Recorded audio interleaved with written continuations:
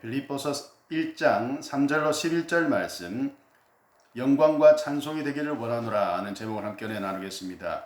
빌립보서는 소위 신약에서 네 권의 옥중 서신 중에 한 권이죠. 바울이 옥에 갇혔을 때에 쓴 것으로 알려져 있습니다. 빌립보 교회는 바울과 각별한 관계를 가지고 있었습니다. 바울 일행의 선교사에게 적극적으로 동참하고 후원하고 기도해 주는 교회였습니다. 그런데 바울이 옥에 갇혔다고 하니까 교회 안에 걱정과 두려움이 나타나게 됐습니다. 바울이 옥중에서 빌립보 교회를 안심시키기 위해서 옥에 갇혔으나 하나님의 섭리와 도우심이 있다. 복음을 전하다가 고난 겪는 것은 당연하고 아직 내가 죽지 않고 할 일 많이 남아있으니 걱정하지 말고 더 열심히 믿음 안에서 살아가라. 그렇게 서신을 쓴 것으로 알려져 있습니다. 우리가 택해 읽은 부분은 1절과 2절의 간략한 문안인사 후 두려움으로 불안해하는 빌립보의 성도들을 안심시키려는 그 바울의 심정이 잘 나타나 있습니다. 3절과 4절에 바울은 내가 너희를 생각할 때마다 하나님께 기쁨으로 간구한다고 하면서 그들을 이제 권면하고 있죠. 그가 하나님께 빌립보 성도들을 위해 간구하는 기도의 결론은 11절 마지막에 하나님의 영광과 찬송이 되기를 원한다는 것입니다. 오늘 설교 제목인데요. 사람은 누구나 뭔가 추구하는 바가 있습니다. 그것이 없으면 죽을 때가 되었거나 아니면 정신줄 놓아버린 상태겠죠. 지금 현재를 살고 있지만 앞으로 살아갈 날들은 지금보다 뭔가 더 나아지고 편안하고 즐겁게 살기를 바랍니다. 지금 근심과 걱정이 있는데 그것이 사라지고 해결되기를 바라며 살아가죠. 그런 마음은 당연한 것입니다. 그 마음을 놓아버리면 극단적인 선택을 하거나 인생 포기해버리게 될 것입니다. 제가 아는 어떤 분은 이렇게 50대에 좋지 않게 이혼을 하고 또 돈을 빌려준데 몇 억을 떼이고 그래가지고 막 사람들한테 마음의 상처를 받아가지고 막 자기도 모르게 막 살아버렸다는 적이 있다고 했습니다. 그러다가 어느 순간에 정신을 차렸다고 하시는데 크고 대단하지는 않더라도 사람은 작은 소망이라도 가지고 살아가야 됩니다. 우리는 믿음이라는 것을 가지고 있습니다. 그래서 우리의 소망은 하나님 안에서 나와야 됩니다. 바울은 빌립보 성도들을 위해 하나님 앞에 중보하기를 너희가 하나님의 영광과 찬송이 되기를 원한다는 것입니다. 지금 옥에 갇혀 있습니다. 물론 하나님의 도우심이 있을 것이지만 현실은 어떻게 될지 모르는 불안한 상태죠. 여러 해 감옥에 갇혀 있을 수도 있고 그보다 더 심한 형벌을 받을 수도 있습니다. 잡아 죽이고자 하는 바울을 유대인들의 아주 살벌한 관계가 있기 때문에 자기가 그런 위중한 상황에 처해 있으나 오히려 이 빌립보 성도들을 위로합니다. 허세가 좀 있네요. 그 위로는 어쩌면 자기 자신에게도 해당하는 믿음의 고백일 것입니다. 하나님의 영광과 찬송이 되는 것, 이것이 우리가 믿음 안에서 추구하는 참된 소망이지 않느냐는 것입니다. 그래서 한편으로 바울이 지금 빌립보 교회 성도들을 위해 기도하는 것은 자기 자신에게도 해당하는 것이 되고 자기 신앙 고백을 담아낸 것입니다. 자, 5절 너희가 첫날부터 이제까지 복음을 위한 일에 참여하고 있기 때문이라. 아멘.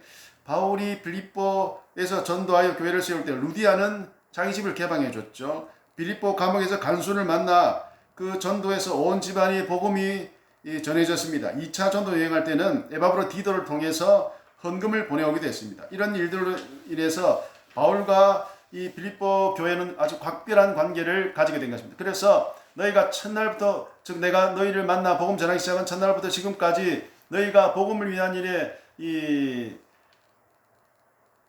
바울의 선교단을 지지하고 지원하는 일에 참여하고 있다고 하는 것입니다.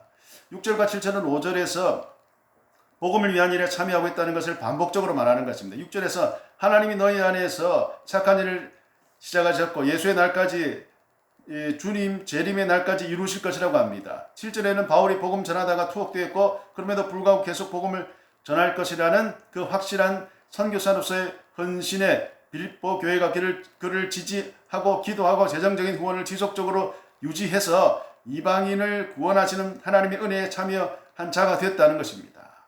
5절에서 복음을 위한 일, 6절에 착한 일, 7절에는 은혜에 참여하는 것, 비슷한 표현을 3절에 걸쳐서 거듭 반복하며 바울이 빌립보 교회 성도들을 칭찬합니다. 그들은 다른 교회들보다 가장 앞장서서 바울의 선교 사역을 지원하고 있기 때문에 그런 칭찬을 듣는 것이겠죠. 빌립보 교회가 다른 교회들보다 다른 점이 무엇일까요? 그것은 그들은 왜 그렇게 적극적으로 바울을 도우며 선교 사역에 동참할 수 있었을까요? 물론 그들에게는 루디아나 온 가족이 회심한 간수 같은 좋은 일꾼들이 있었기에 그랬을 수도 있습니다. 그러나 바울은 어떤 특정한 사람을 칭찬하지는 않고 빌립보 교회 전체를 향해 감사하고 있습니다. 8절에서 바울은 내가 너희 무리를 얼마나 사모하는지 하나님의 증인이시라 했습니다. 빌립보에 있는 믿음의 무리들은 하나님의 영광과 찬송이 되는 것이 무엇인지를 바울에게서 배우고 또 묵상하고 고민하며 믿음을 키워나갔을 것입니다. 그들의 진지한 믿음의 고민과 생각들이 바울과 함께 복음 전하는 일에 참여하는 것으로 이어졌고 그것을 하나님의 영광과 찬송이 될 수 있는 믿음의 고백으로 여겼을 것입니다. 그 당시에는 이방인 복음 전하는 것이 매우 중요했고 다른 것은 생각할 여지가 많지 않았습니다. 지금과는 좀 아주 다른 믿음의 환경이었습니다. 물론 지금도 복음 전하는 것이 아주 중요합니다. 그러나 전하는 방식은 다양할 수 있죠. 제가 장날에 보았던 어떤 어르신들처럼 확성기를 들고 지나간 사람에게 예수 믿고 천국 가라. 그렇게 좋습니다. 그러나 지금 저보고 그렇게 하라고 하면 저는 하기 싫습니다. 창피해요. 그렇게 하고 싶은 사람은 그렇게 하고 또 다른 방식으로 복음 전하는 일에 참여할 수 있습니다. 전도지 주고 거리에 나가는 것, 못지않게 복음에 합당한 사람, 복음을 자기 삶 속에서 신앙의 인격으로 담아내는 것도 중요합니다. 노방전도를 열심히 하고 이웃과 다툼을 일으키고 양보하고 이해하려고 배려하지 않는다면 그건 도대체 뭘까요? 내가 처해 있는 환경, 가정과 학교와 직장과 거의 모든 상황 속에서 복음을 듣고 영접하고 복음에 합당하게 살아가는 것이 복음을 증거하고 드러내는 복음에 참여하는 일, 우리 안에서 착한 일을 시작하신 하나님의 뜻에 순종하고 은혜에 참여하는 일이 될 수도 있습니다. 우리의 정체성, 우리 삶의 가치와 열매는 하나님과의 관계 안에서 찾을 수 있습니다. 하나님이 우리를 부르셨고 자녀 삼으셨습니다. 그리고 버려두지 않으시고 그 크신 은혜를 이루시는 일에 우리를 부르시죠. 때로 그 일로 인해 곤란을 겪을 수도 있습니다. 그러나 얻는 것이 훨씬 많습니다.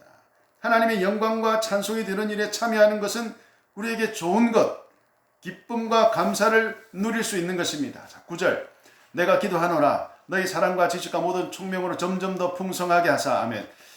바울이 빌립보 교회를 위해 기도하는 것은 그들이 가진 사랑이 점점 더 풍성하게 되는 것인데 그 사랑의 지식과 총명이 더해져야지 풍성하게 될 수 있다고 합니다. 그리고 사랑이 풍성하게 되면 지극히 선한 것을 분별할 수 있고 허물이 없는 그 진실한 믿음이 그리스도께서 다시 오시는 날까지 이르게 된다는 것입니다. 그것을 다른 말로 성화, 그리스도를 닮아가는 것에 이르게 된다. 그렇게 표현할 수도 있겠죠. 믿음은 그리스도 안에서 성숙해지는 것입니다. 믿지 않는 사람들이 그리스도인들, 교회를 어떻게 볼까요? 기본적으로 교회 다니는 사람은 착하고 좋은 사람을 볼 수 있습니다. 제가 예전에 큰 교회에서 부목사로 있을 때 그 교회는 심각한 분규를 겪고 있었습니다. 두 무리로 갈라서 정말 극렬하게 싸웠는데 무려 14년 동안 저는 잠깐 있다 나왔지만 한 번은 교회 밖에서 대립하고 있는 쪽에 그 장로님을 한번 본 적이 있습니다. 걸어가는 모습이 얼마나 참 인자하고 참하고 착하고 점잖게 보였는지 모릅니다. 백발의 어르신이 얼마나 중후하고 인자하게 보였는지.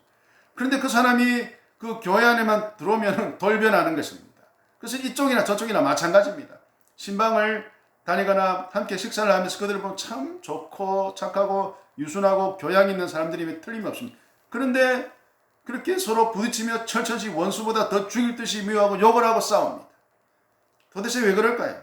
국회의원들, 정치하고 이 공직자들 다 각자 분야에서 성공하게 큰 성과를 낸 분들이죠. 똑똑하고 많이 배운 사람들이 즐비합니다. 그런데 그렇게 저질스럽고 포악하게 서로를 향해 독한 말을 쏟아내는지 모르겠습니다. 한쪽은 천사의 얼굴을 하고 한쪽은 그 반대 악마의 얼굴을 하고 있는 것 같습니다.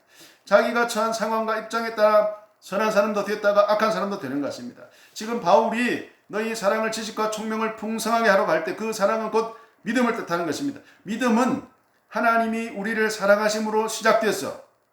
그래서 믿음은 곧 사랑입니다. 믿음에서 나오는 사랑은 감정적인 차원에서 머무르지 않습니다. 온전하고 바른 사랑은 말씀을 듣고 배움으로 하나님의 마음과 뜻을 이해하고 알아가는 지식으로 총명해져 가야 하는 것입니다. 그래야지 악한 것을 버리고 선한 것을 보고 따를 수가 있습니다. 사람이 두 얼굴의 사나이로 살 수는 없지 않습니까? 어릴 때 아주 재밌게 본 시리즈, 아주 착하고 몸도 호리호리한 그 더스틴 호프만인가? 하여튼 그 사람이 열을 받으면 갑자기 몸이 커지고 옷이 찢어지고 헐크로 변해서 당한 것을 이 되갚아지고 아주 통쾌하고 재밌는 그런데 우리가 그렇게 헐크처럼 살 수는 없잖아요.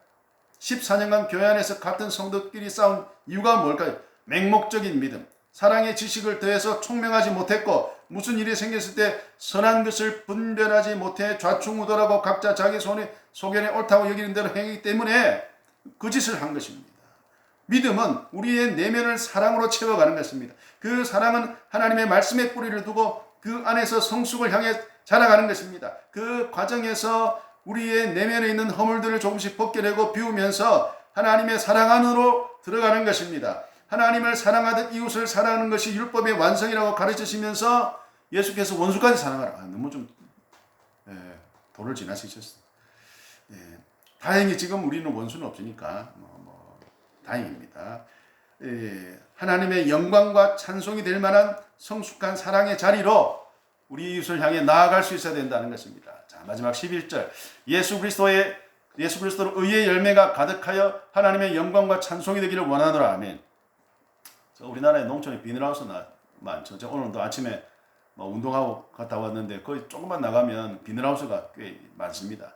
예전에는 대부분 벼농사가 주를 이루었지만 지금은 비닐하우스 안에서 다양한 농작물들 재배합니다. 그런데 우리보다 더운 나라에는 비닐하우스가 제가 가보지는 않았지만 잘 없는 것 같습니다. 그 비닐하우스 안에 재배를 하지 않아도 워낙 일조량 많고 더 더워서 과일 농사가 잘 되고 열매도 많고 당도도 상당히 높다 그럽니다. 텔레비전을 보니까 우크라이나인가 하는 나라는 여름이 상당히 무덥고 비가 적게 와가지고 과일 농사가 그렇게 잘 된다 그래요. 제가 있는 지역에 멜론 하나에 10,000원씩 8,000원 지금 10,000원씩 하는데 그 농사 짓는데 거기도 대부분의 이제 이 지역의 멜론을 비닐하우스에서 하겠죠. 근데 그 우크라이나는 그냥 밭에서 하는데 엄청 크고 달다고 합니다. 참외 몇백 크기의 멜론이 하나에 1,000원밖에 안 하는데 그런 거 좀 수입해가지고 좀 사 먹을 수 있었으면 좋겠어요. 바울은 빌립보의 성도들이 예수 그리스도에 대해 의의 열매를 가득 맺어서 하나님의 영광과 찬송이 되기를 원한다 합니다. 한 번은 예수께서 열매가 없고 잎사귀 무성한 무화과 나무를 향해 저주하신 적이 있죠.